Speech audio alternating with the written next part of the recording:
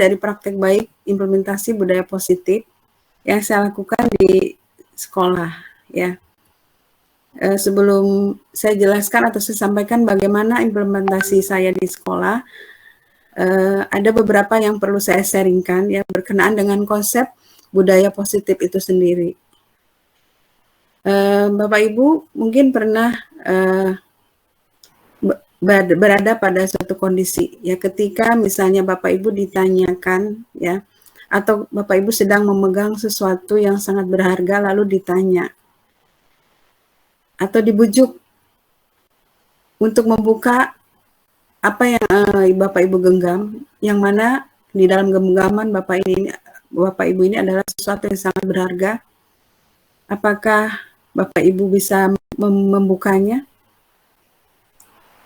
Saya pikir jawaban kita pasti beragam. Ada yang tetap menggenggam apapun yang terjadi, ada juga yang membukanya karena memang kondisinya memungkinkan atau membuat dia membukanya.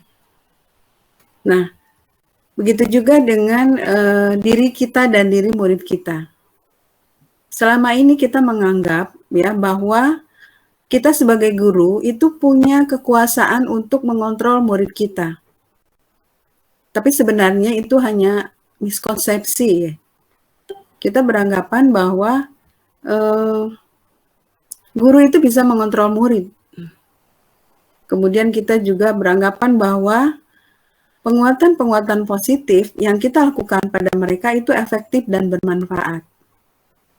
Kemudian kita juga beranggapan bahwa kritik dan membuat orang merasa bersalah itu bisa membuat mereka atau menguatkan karakter peserta didik. Dan ilusi juga bahwa orang dewasa mempunyai hak untuk memaksa. Nah, ini sering kita pahami seperti ini selama ini. Ya, banyak di antara kita yang masih menganggap bahwa kita berkuasa atas diri kita. Padahal itu semua adalah miskonsepsi menurut Dr. William Glasser yang mengemukakan teori tentang kontrol diri. Ternyata kontrol diri itu semuanya dimiliki atau semua orang memiliki kontrol diri masing-masing. Jadi kalau kita menganggap kita bisa mengontrol murid itu sebenarnya adalah ilusi. Jadi jika kita berhasil membuat mereka melakukan apa yang kita inginkan, itu sebenarnya karena pada saat itu mereka memang mengizinkan kita mengatur mereka, bukan karena kita berkuasa atas diri mereka atau kita memiliki kontrol atas diri mereka. Ini yang perlu kita pahami bersama untuk bersikap dan memberikan treatment kepada peserta didik kita dalam hal penegakan budaya positif atau penegakan disiplin. Menurut Stephen Covey, katanya, jika kita ingin membuat kemajuan secara perlahan, sedikit demi sedikit, ubahlah sikap dan perilaku kita. Namun, jika kita ingin memperbaiki cara-cara utama kita, maka kita perlu mengubah kerangka acuan kita. Ubahlah bagaimana kita melihat dunia, bagaimana kita berpikir tentang manusia, dan ubahlah paradigma kita, skema pemahaman dan penjelasan aspek-aspek tertentu tentang realitas. Jadi, kita berpijak pada bagaimana kita mengubah mindset kita tentang murid kita. Yang kita awali dengan bahwa ternyata kita itu sebenarnya bukan pengontrol, ya, bukan pengontrol murid-murid kita. Tapi yang kita harapkan adalah bahwa jika murid kita melakukan hal-hal tertentu yang kita inginkan, itu semua atas dasar dirinya sendiri yang ingin melakukannya atau atas dasar motivasi intrinsik. Nah, jadi kalau selama ini kita memiliki paradigma berpikir stimulus respon, maka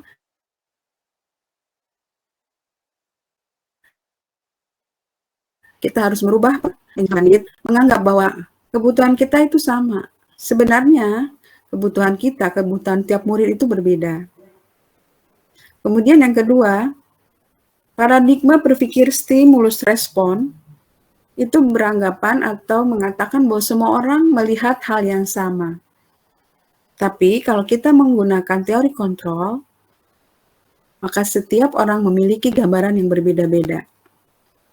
Kemudian jika kita mencoba mengubah agar berpandangan sama dengan kita, maka kita ubah paradigma itu.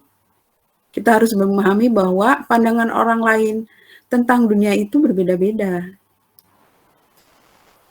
Kemudian, jika kita masih beranggapan atau memegang paradigma stimulus respon, bahwa perilaku buruk itu dilihat sebagai suatu kesalahan, marilah kita sama-sama berubah atau merubah paradigma kita bahwa apapun yang dilakukan oleh orang lain, terutama murid kita, itu pasti memiliki latar belakang atau tujuan. Kemudian, selama ini kalau kita berpikir orang lain bisa mengontrol kita, nah sebenarnya menurut teori kontrol, hanya diri kita yang bisa mengontrol diri kita sendiri, bukan orang lain. Jadi sekali lagi, jika kita melakukan apa yang diinginkan orang, itu sebenarnya karena kita mengizinkan dia mengontrol kita, bukan orang itu yang mempunyai kontrol atas diri kita. Selanjutnya Bapak Ibu, ya,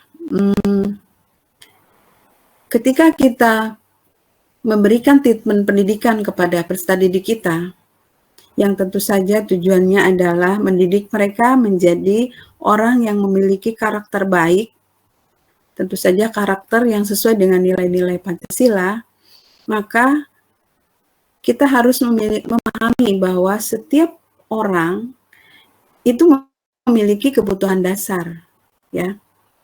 Yang mana jika kebutuhan dasar ini tidak terpenuhi, bisa menimbulkan perilaku-perilaku yang tidak menyenangkan, atau bahkan perilaku-perilaku yang tidak sesuai atau melanggar nilai-nilai kebajikan. Apa saja 5 kebutuhan dasar manusia itu? Yang pertama adalah kebutuhan untuk bertahan hidup. Apa saja yang termasuk dari kebutuhan dasar ini? Yang pertama adalah makanan, minuman,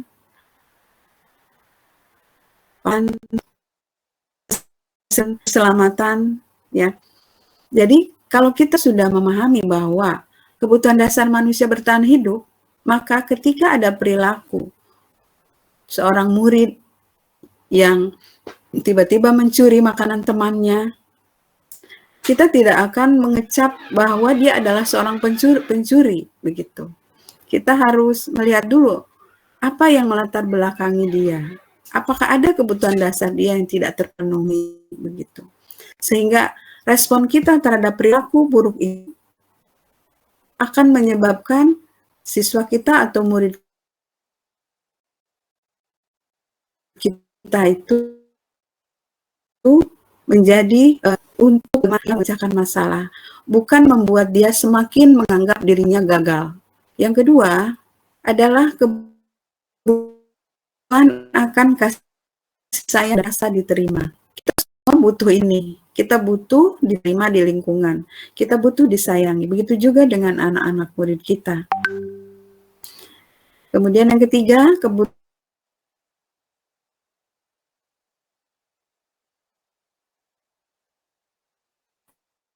akan kebebasan, kebebasan untuk ketika dirinya merasa bosan di kelas dengan pembelajaran yang monoton, maka pasti dia butuh untuk merasa bebas, ya.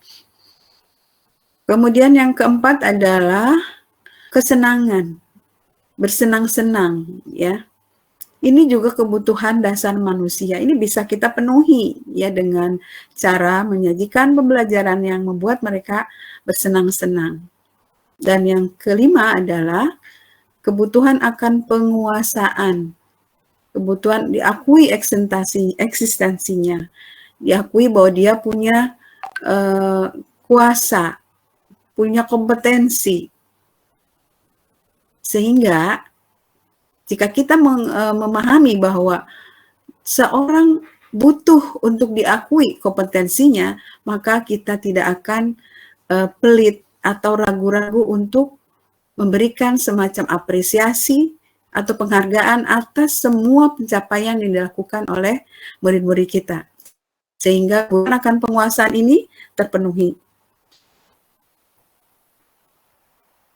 Nah, selanjutnya Bapak Ibu, apa itu disiplin positif dan nilai-nilai kebajikan universal? Ada beberapa pertanyaan yang perlu kita jawab sebelum menerapkan atau mengimplementasikan disiplin positif dan nilai-nilai kebajikan universal pada peserta didik kita. Pertanyaannya adalah, dalam rangka menciptakan lingkungan positif, apakah penerapan disiplin di sekolah kita telah efektif? Atau apakah masih perlu ditinjau kembali? Itu ya pertanyaan yang pertama. Kemudian yang kedua, apakah sesungguhnya arti dari disiplin itu sendiri? Dan apa kaitannya dengan nilai-nilai kebajikan? Nah, Bapak Ibu, kita perlu pahami bahwa disiplin positif itu bisa kita artikan sebagai disiplin diri, yaitu suatu kedisiplinan yang muncul atau yang memiliki motivasi internal. Ini menurut Ki Hajar Dewantara. Jadi, kedisiplinan yang dilakukan oleh orang, di mana perilaku disiplin ini muncul atas atau dari motivasi internal, ini termasuk disiplin yang positif. Disiplin diri harusnya adalah disiplin positif, ya. Artinya disiplin yang dilakukan karena adanya motivasi internal. Kemudian, bagaimana cara kita mengontrol diri dan bagaimana menguasai diri untuk memilih tindakan yang mengacu pada nilai-nilai yang kita hargai agar tercapai tujuan mulia yang diinginkan. Itu makna dari disiplin positif menurut Dian Gosen. Jadi menurut Dian Gosen, disiplin positif itu adalah bagaimana cara kita mengontrol dan bagaimana kita menguasai diri untuk tindakan yang mengacu pada nilai-nilai yang kita hargai agar tercapai tujuan yang diinginkan. Kemudian berikutnya, disiplin positif juga bisa diartikan bahwa kita bertanggung jawab terhadap apa yang kita lakukan karena mendasarkan tindakan itu pada nilai-nilai kebajikan universal. Kemudian universal itu, nilai-nilai kebajikan universal adalah nilai-nilai kebajikan yang disepakati bersama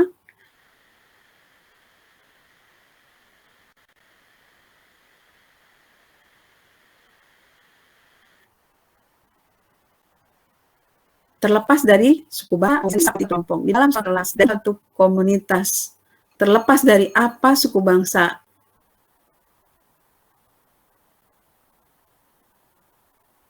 anggota-anggota kelompok atau komunitas universal. Nilai kebajikan universal merupakan payung besar dari sikap kita dan perilaku kita, atau nilai-nilai ini merupakan fondasi kita dalam berperilaku. Nilai-nilai kebajikan yang ingin dicapai oleh setiap anak Indonesia yang kita kenal adalah profil pelajar Pancasila. Sudah jelas ya. Bagi kita sebagai pendidik yang menjadi dasar atau menjadi tolak ukur atau parameter nilai-nilai kebajikan yang ingin dicapai, yang kita ingin dicapai atau dimiliki oleh anak didik kita adalah profil pelajar Pancasila. Selanjutnya Bapak Ibu ya, setiap manusia ya melakukan sesuatu atau berperilaku pasti didasari oleh motivasi tertentu.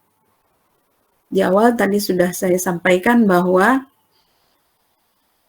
paradigma kita yang baru, ya, yaitu yang berdasarkan pada teori kontrol yang beranggapan atau yang mengatakan bahwa semua perilaku yang dilakukan oleh manusia tidak kita lihat apakah itu benar atau salah, itu semuanya pasti punya latar belakang dan tujuan tertentu.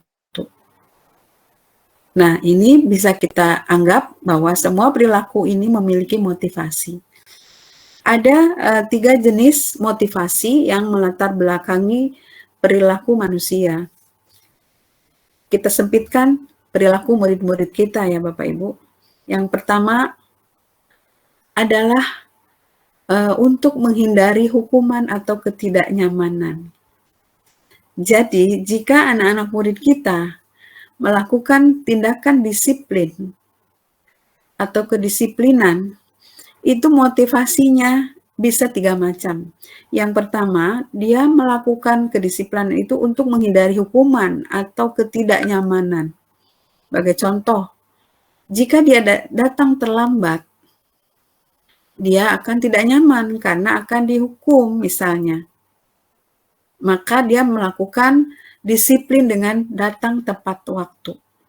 Nah, motivasi ini merupakan motivasi eksternal. Karena apa? Karena bukan muncul dari dalam dirinya sendiri, tapi karena takut atau menghindari hukuman, yang tentu saja hukuman ini berasal dari lembaga atau institusi atau yang memegang kendali dari suatu suatu komunitas atau suatu kelas, dalam hal ini misalnya guru.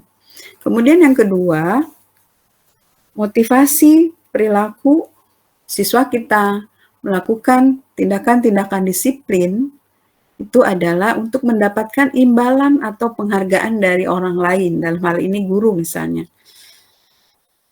Tidak sedikit tentu saja ya murid-murid kita atau bahkan kita sendiri melakukan tindakan disiplin untuk mendapatkan penghargaan dari orang lain.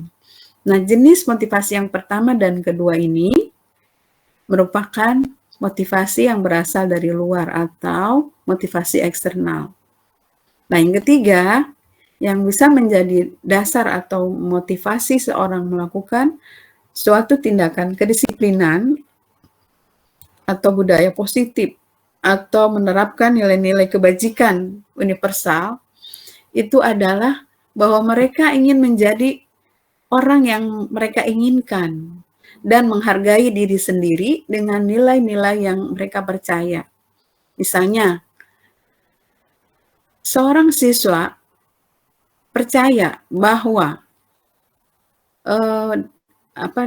datang tepat waktu atau disiplin, taat aturan, itu merupakan nilai-nilai kebajikan yang disepakati bersama atau nilai-nilai kebajikan secara universal, dan dia ingin menghargai diri sendiri dengan melakukan semua nilai-nilai kebajikan, bukan karena menghindari hukuman atau bukan untuk berharap mendapatkan imbalan.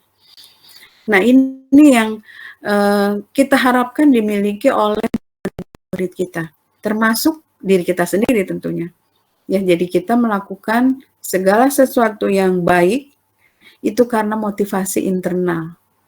Tidak peduli orang bicara apa kepada kita. Tidak peduli apa yang kita terima atau hilang dari kita. Kita tetap melakukan perbuatan baik itu karena kita menghargai diri kita sebagai orang-orang yang memegang nilai-nilai kebajikan. Nah, tujuan dari implementasi disiplin positif tentu saja dalam hal ini adalah untuk menanamkan motivasi yang ketiga pada murid-murid kita, yaitu untuk menjadi orang yang mereka inginkan dan menghargai diri sendiri dengan nilai-nilai yang mereka percaya. Selanjutnya, Bapak Ibu, kita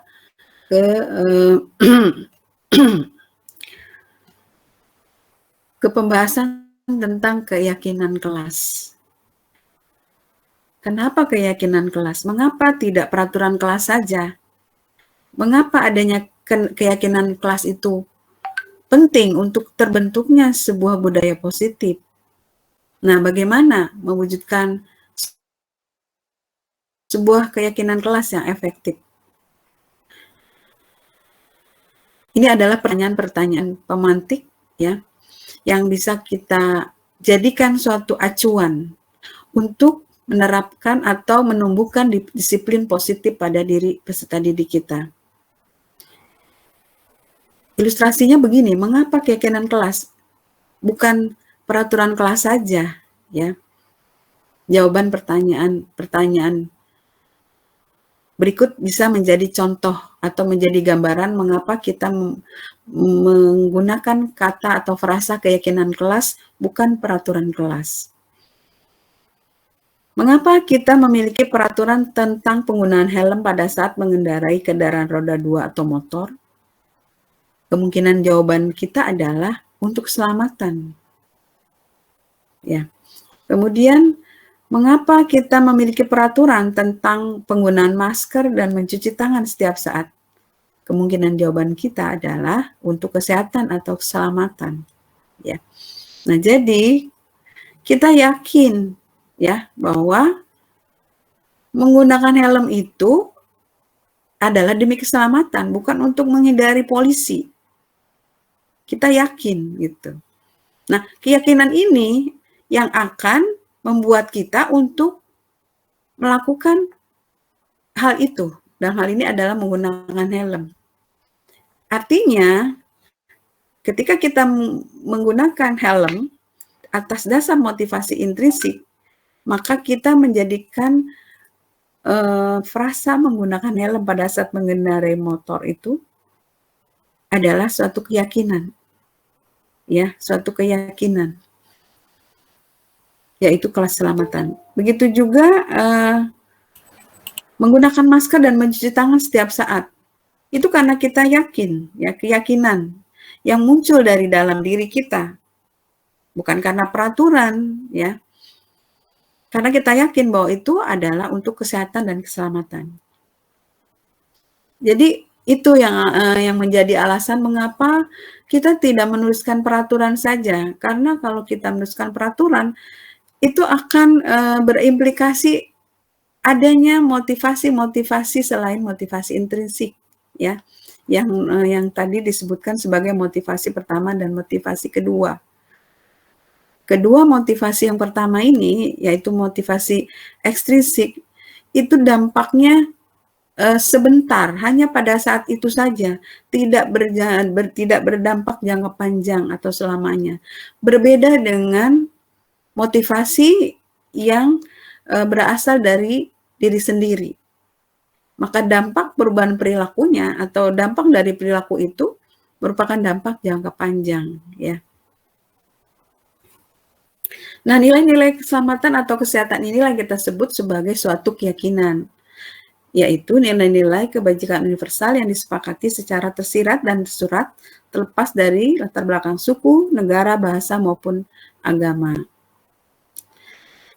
Seseorang akan lebih tergerak dan bersemangat untuk menjalankan keyakinannya daripada hanya sekedar mengikuti serangkaian peraturan tertulis tanpa. Begitu katanya. Sehingga kita lebih memilih keyakinan kelas daripada peraturan kelas yang kita inginkan siswa-siswa kita pegang atau patuhi. Nah, lalu bagaimana kita menyusun suatu keyakinan kelas? Ada langkah-langkahnya, Bapak Ibu, ya. Yang pertama adalah mempersilahkan murid-murid kita untuk bercurah pendapat tentang peraturan yang perlu disepakati. Sebanyak-banyaknya mereka boleh memberikan ide atau masukan-masukan tentang peraturan-peraturan yang perlu disepakati di dalam kelas. Kemudian langkah kedua, semua masukan itu kita tulis di kertas besar. Kemudian jika kita temukan ada kalimat yang negatif, sebaiknya kita ganti dengan kalimat yang positif. Kemudian kita tinjau lagi, ada nggak peraturan-peraturan yang sama? Kalau terlalu banyak, peraturan-peraturan yang sama ini kita ringkas Karena kalau banyak, maka warga kelas akan sulit mengingatnya dan akibatnya malah sulit untuk dijalankan. Kemudian, menyetujuinya dan menandatangani keyakinan kelas itu. Ya. Jadi, selanjutnya yang tadinya berupa peraturan, itu berubah menjadi keyakinan. Dengan langkah-langkah yang pertama sampai langkah ketiga ini. Sampai keempat ya Bapak Ibu. Nah selanjutnya keyakinan kelas ini bisa kita tempel di dinding kelas dan mudah dilihat oleh warga kelas. Sehingga ketika kita menemukan suatu kasus atau suatu masalah yang melanggar dari keyakinan kelas ini, kita hanya tinggal mengingatkan siswa saja bahwa apa yang mereka lakukan itu adalah suatu pelanggaran terhadap keyakinan kelas yang sudah disepakati bersama. Contoh keyakinan kelas. Pertama, setiap anggota kelas perlu belajar. Setiap anggota kelas perlu senang. Setiap anggota kelas perlu melakukan tugas. Setiap anggota kelas perlu saling menghargai. Setiap anggota kelas perlu merasa aman. Contoh lain misalnya, selalu bersikap positif, senantiasa menjadi diri terbaik, percaya dan menghormati orang lain serta barang miliknya, berkomitmen terhadap setiap tugas, dan senantiasa membantu.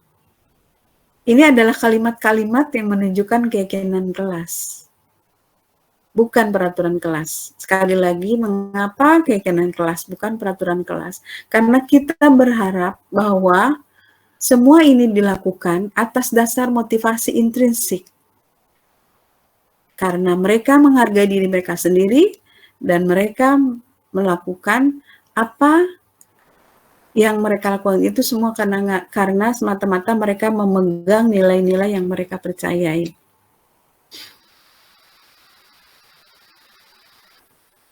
Ya, Bapak Ibu, bagaimana kita menemukan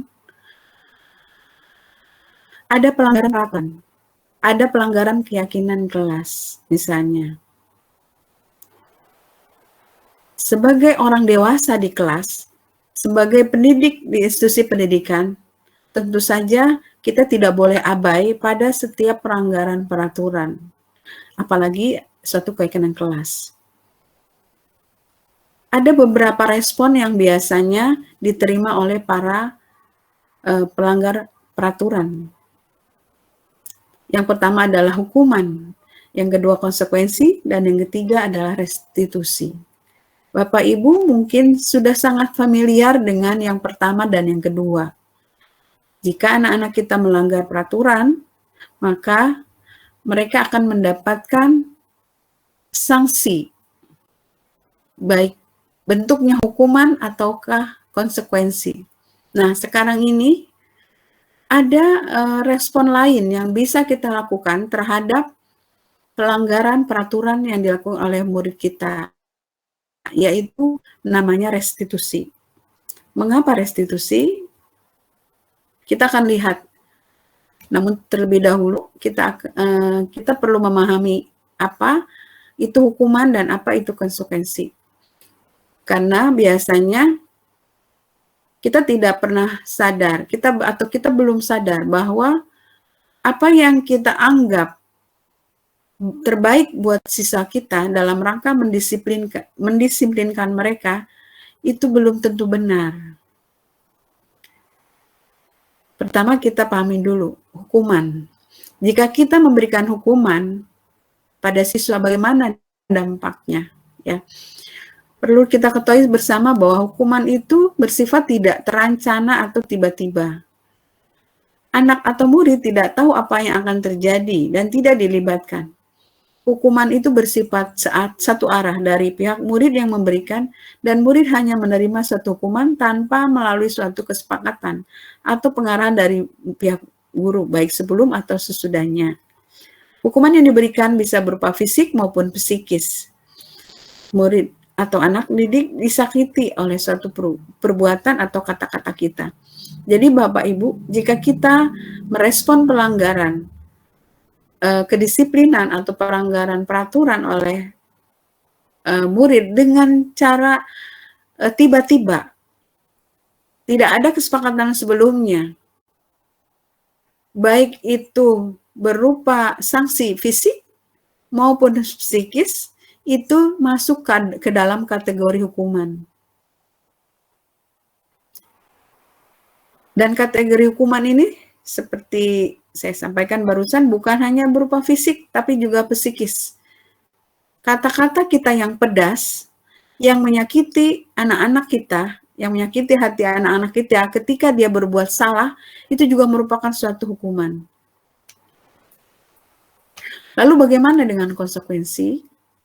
Kalau konsekuensi itu sudah agak lebih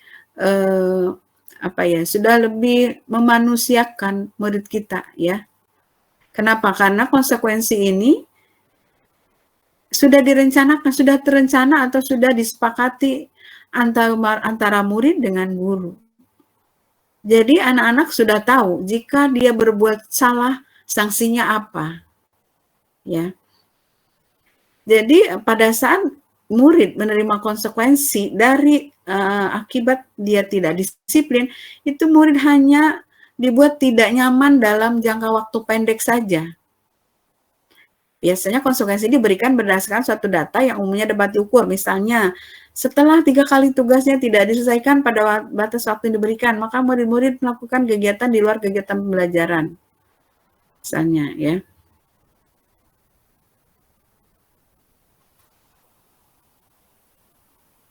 Misalnya ngobrol misalnya, ya. 3 kali berturut-turut ada konsekuensi yang sudah terukur, yang sudah disepakati, dia mendapatkan sanksi apa misalnya, maka itu merupakan satu konsekuensi bukan hukuman, ya. Tapi kalau tidak terencana, dilakukan tiba-tiba, tidak disepakati, maka jenis sanksi itu namanya hukuman. Nah, lalu apa yang ketiga? Yang itu restitusi, ya, yang tadi disebutkan sebagai restitusi. Restitusi ini merupakan suatu proses menciptakan kondisi bagi murid untuk memperbaiki kesalahan mereka, sehingga mereka bisa kembali pada kelompok mereka dengan karakter yang lebih kuat. Restitusi juga didefinisikan sebagai proses kolaboratif yang mengajarkan murid untuk mencari solusi untuk masalahnya dan membantu murid berpikir tentang orang seperti apa yang mereka inginkan dan bagaimana mereka harus memperlakukan orang lain. Restitusi itu membantu murid menjadi lebih memiliki tujuan, disiplin positif, dan memulihkan dirinya setelah berbuat salah. Selanjutnya, melalui pendekatan restitusi, ketika murid berbuat salah, guru akan menanggapi dengan mengajak murid berefleksi tentang apa yang dapat mereka lakukan untuk memperbaiki kesalahan mereka, sehingga mereka menjadi pribadi yang lebih baik dan menghargai dirinya. Nah, Bapak Ibu, saya rasa sekarang ini, ya, sudah waktunya kita menanggapi jenis-jenis pelanggaran siswa itu dengan respon berupa restitusi. Kenapa? Karena rupanya hukuman, ya, atau konsekuensi sekalipun itu tidak berdampak jangka panjang dan tidak menimbulkan disiplin positif, yaitu satu disiplin yang muncul karena motivasi intrinsik.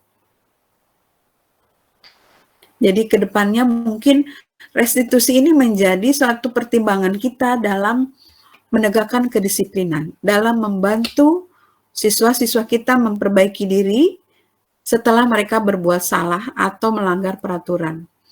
Sehingga nanti dampaknya dia akan berubah menjadi pribadi-pribadi yang lebih baik dan menghargai dirinya sendiri. Menghargai bahwa dirinya berharga, menghargai bahwa dirinya adalah orang-orang yang memiliki dan memegang nilai-nilai kebajikan. Apa ciri-ciri dari restitusi itu? Jadi restitusi itu bukan untuk menebus kesalahan, namun untuk belajar dari kesalahan. Kemudian restitusi itu memperbaiki hubungan. Restitusi adalah sebuah tawaran dari kita, bukan paksaan. Restitusi itu menuntun untuk melihat ke dalam diri. Restitusi mencari kebutuhan dasar yang mendasari tindakan. Dan restitusi fokus padanya. Terakhir, restitusi itu menguatkan fokus pada solusi dan mengembalikan murid yang berbuat salah pada kelompoknya, sehingga terhindar image pada diri murid bahwa mereka telah gagal, ya. Atau identitas, kita hindarkan diri murid kita untuk membuat dia memiliki identitas gagal. Nah, Bapak Ibu, selanjutnya, ya, menurut Diane Gossen, seorang guru itu bisa memposisikan dirinya pada posisi kontrol tertentu terhadap murid-muridnya. Ini berkaitan dengan penegakan kedisiplinan yang tadi, ya Bapak Ibu. Ya, guru itu perlu meninjau kembali apakah penerapan disiplin di dalam ruang-ruang kelas selama ini. Meninjau kembali apakah sudah efektif. Apakah berpusat, memerdekakan, dan memandirikan murid. Jadi kita sebagai guru kembali berefleksi.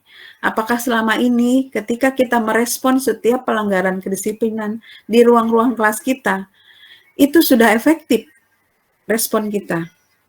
Apakah sudah berpusat, memerdekakan, dan memandirikan murid atau belum? Nah, Bapak Ibu perlu kita ketahui bahwa ada 5 posisi kontrol guru terhadap muridnya. Yang pertama adalah sebagai penghukum. Ini suatu posisi di mana ketika murid berbuat salah, kita beri hukuman. Seperti makna hukuman yang sebelumnya saya sampaikan. Kita tiba-tiba memberikan dia hukuman, kita memberikan dia sanksi secara tiba-tiba ketika dia melanggar peraturan. Itu namanya kita sudah menjadi atau memposisikan diri kita sebagai penghukum. Atau yang kedua, posisi kita kedua, membuat merasa bersalah. Ketika ada murid berbuat salah, kita malah membuat dia merasa bersalah. Kemudian ada lagi posisi yang ketiga, yaitu posisi teman, pemantau, dan manajer. Bagaimana penjelasan dari kelima posisi kontrol ini? Pertama, sebagai penghukum. Seorang penghukum itu bisa menggunakan hukuman fisik maupun verbal. Orang-orang yang menjalankan posisi penghukum itu senantiasa mengatakan bahwa sekolah memerlukan sistem atau alat yang dapat lebih menekan murid-murid lebih dalam lagi. Guru-guru yang memposisikan atau menerapkan posisi penghukum biasanya akan berkata begini, patuhi aturan saya, atau awas, gitu. Kamu selalu saja salah. Pasti selalu yang terakhir selesai. Nah, ini guru seperti ini senantiasa percaya bahwa hanya ada satu cara agar pembelajaran bisa berhasil, yaitu cara dia. Nah, mudah-mudahan kita bergeser dari posisi ini. Bagaimana posisi guru sebagai pembuat merasa bersalah? Pada posisi ini biasanya guru akan bersuara lebih lembut, tidak kasar, tidak keras ketika murid berbuat salah, tidak membentak, tapi suaranya lebih lembut. Tapi pembuat rasa ini akan menggunakan keheningan yang membuat orang lain menjadi merasa tidak nyaman, bersalah, atau rendah diri. Kata-kata yang keluar dengan lembut akan seperti ini. Ibu sangat kecewa sekali dengan kamu. Berapa kali Bapak harus memberitahu kamu ya? Gimana coba kalau orang tua kamu tahu kamu berbuat begini? Nah, kalimat-kalimat ini mungkin pernah kita lakukan sepanjang kita menjadi guru, Bapak Ibu. Nah, ini berarti kita sudah menjadi orang yang membuat merasa bersalah murid-murid kita. Di posisi ini, murid akan memiliki penilaian diri yang buruk tentang diri mereka. Murid merasa tidak berharga dan telah mengecewakan orang-orang yang disayanginya. Nah, apakah kita pernah atau sering kali berada di posisi ini? Mudah-mudahan tidak ya Bapak Ibu. Nah, berikutnya adalah posisi kontrol seorang guru itu memposisikan sebagai teman kepada muridnya. Guru pada posisi ini tidak akan menyakiti murid, namun akan tetap berupaya mengontrol murid melalui persuasi. Mereka akan berkata begini, "Ayolah bantulah demi Bapak ya. Ayo ingat tidak bantuan Bapak selama ini. Ya sudah, kali ini tidak apa-apa, nanti Ibu bantu bereskan." Ini semua adalah ucapan-ucapan seorang teman, ya. Tidak menyakiti memang, ya.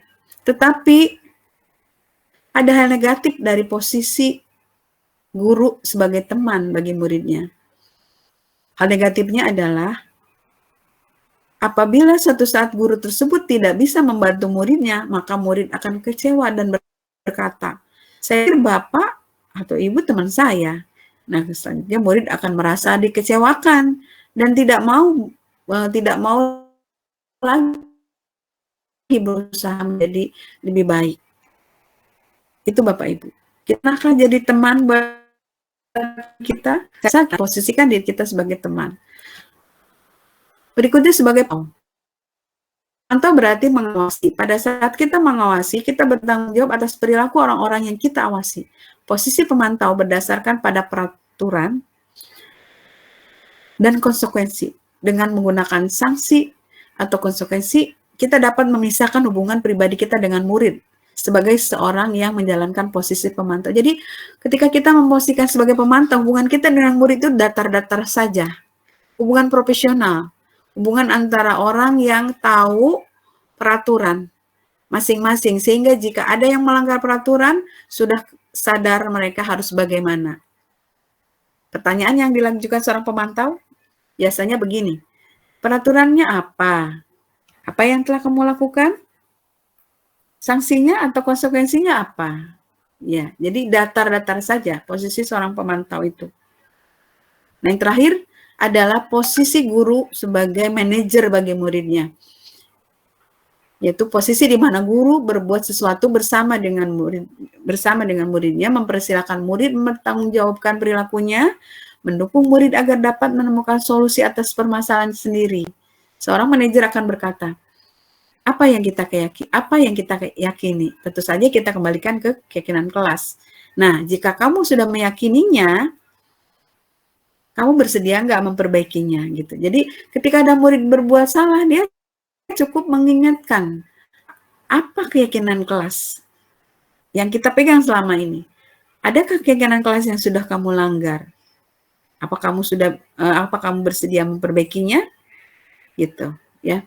Apa rencana kamu memperbaiki ini? Itu tugas seorang manajer, ya. Tugas seorang manajer itu bukan untuk mengatur perilaku seseorang, ya. Bukan, tapi untuk bersama-sama membantu memperbaiki keadaan. Nah, selanjutnya Bapak Ibu, ya, tentang segitiga restitusi. Ketika kita berperan sebagai manajer, sebaiknya kita paham tentang proses restitusi, yaitu suatu proses di mana kita membantu murid kita yang bersalah itu tidak berada pada identitas gagal, tapi pada identitas sukses, karena dia menyadari kesalahannya dan dia berupaya untuk memperbaiki masalah atau memperbaiki situasi akibat dari kesalahannya. Ada 3 step atau langkah dalam segitiga restitusi atau dalam menjalankan proses restitusi. Yang pertama menanyakan keyakinan, kedua menstabilkan identitas, dan yang ketiga memvalidasi tindakan yang salah.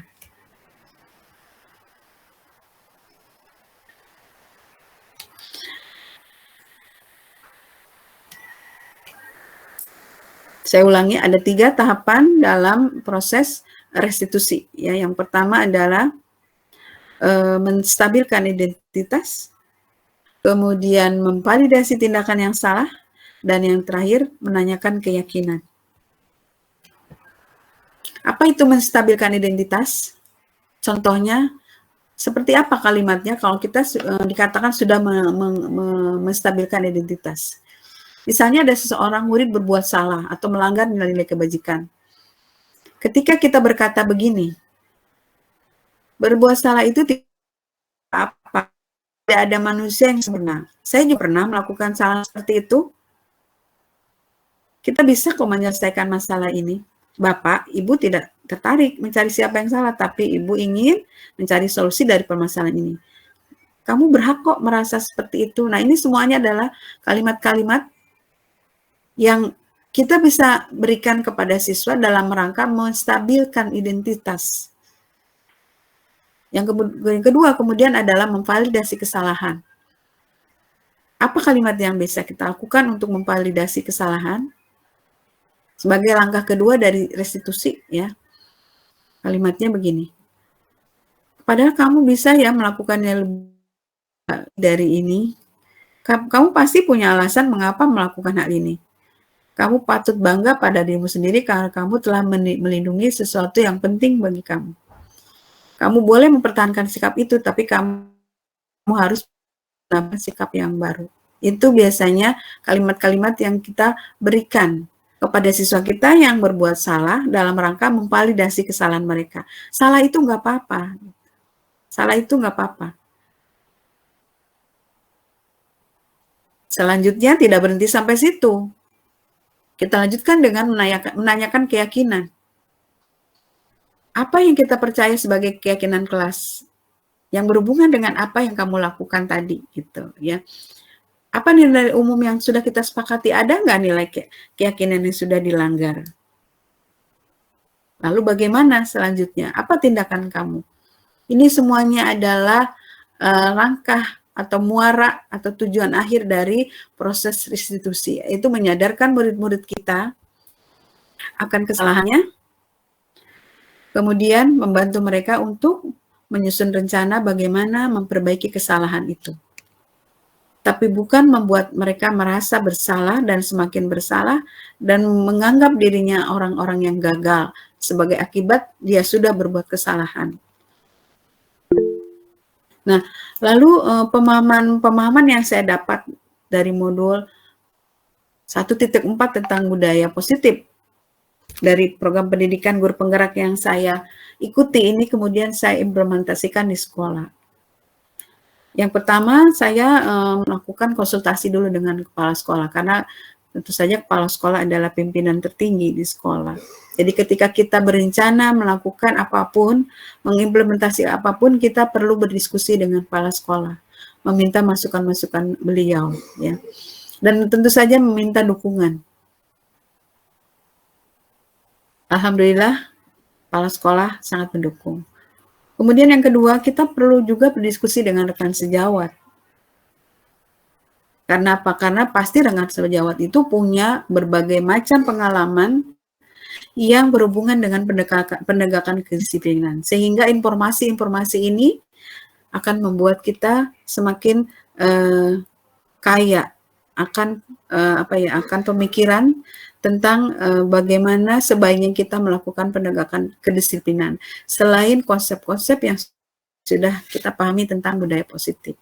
Karena pengalaman itu lebih real atau istilahnya sesuatu yang nyata yang sudah terjadi. Kita bandingkan dengan teori yang kita miliki, gitu. Nah, sebagai di kelas, implementasi di kelas, saya lakukan pertama-tama adalah menyusun kesepakatan di kelas-kelas yang saya ampu. Saya minta ketua kelas untuk memimpin kegiatan penyusunan kesepakatan kelas ini yang nantinya menjadi keyakinan kelas. Selanjutnya implementasinya adalah saya menerapkan restitusi dari beberapa masalah-masalah yang dihadapi oleh siswa. Jadi mahasiswa yang memiliki masalah, siswa yang melanggar peraturan, siswa-siswa yang melanggar kebajikan universal, ini saya coba jadikan target untuk proses restitusi yang bisa saya jalankan di sekolah, dan saya akan lihat apakah ini efektif dalam penegakan kedisiplinan. Alhamdulillah, sejauh ini hasilnya sangat membahagiakan dan menggembirakan saya. Karena siswa ini sadar sudah memperbaiki dirinya sekarang ini. Kemudian yang berikutnya adalah pengkondisian dan pembiasaan disiplin di kelas. Kita tidak kita tidak bosan untuk selalu mengkondisikan ruang kelas-kelas yang kita ampu ini dalam kondisi di mana kedisiplinan itu muncul dari dalam diri mereka. Assalamualaikum warahmatullahi wabarakatuh. Penerapan kedisiplinan yang dilakukan oleh Bu Ajiza sangat berguna bagi siswa-siswi khususnya di 1243. Efeknya seperti siswa-siswi sekarang memakai pakaian sesuai aturan yang ada, kemudian tepat waktu dalam mengerjakan tugas, dan juga hadir seutuhnya saat di jam pelajaran. Ya, demikian Bapak Ibu, seminasi dari praktek baik implementasi budaya positif di sekolah saya. Mudah-mudahan bisa bermanfaat. Mohon sharingnya, masukannya atau pertanyaannya agar bisa menjadi koreksi bagi saya dan bisa menjadi perbaikan bagi saya sendiri maupun bagi kita semua. Jika memang Bu Hajia. Waalaikumsalam. Iya, ini apa ya? Sangat menarik presentasinya, diseminasinya terkait penerapan budaya positif. Apa ya?